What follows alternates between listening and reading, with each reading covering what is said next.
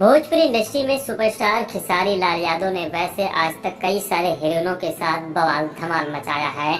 आप सभी लोगों ने भोजपुरी इंडस्ट्री में कई सारे हीरोइनों को देखा होगा जो खेसारी लाल यादव नए नए हीरोइनों के साथ बवाल धमाल मचाते ही रहते हैं और आए दिन हमें सोशल मीडिया पर नई नई वीडियो तस्वीरें जाहिर तौर पर देखने को मिलता ही रहता है।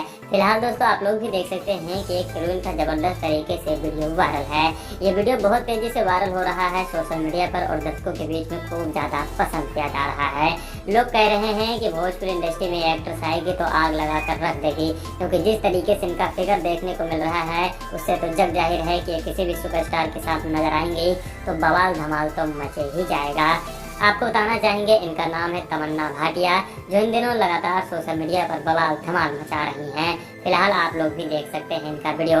आप लोगों को बताना चाहेंगे फैंस कह रहे हैं कि अगर खेसारी को उनके साथ ये नजर आ गई तो गाना या फिल्म सुपर हिट हो जाएगी। इस पर आप लोगों की क्या राय है, हमें कमेंट सेक्शन के माध्यम से जरूर अपनी राय दीजिए।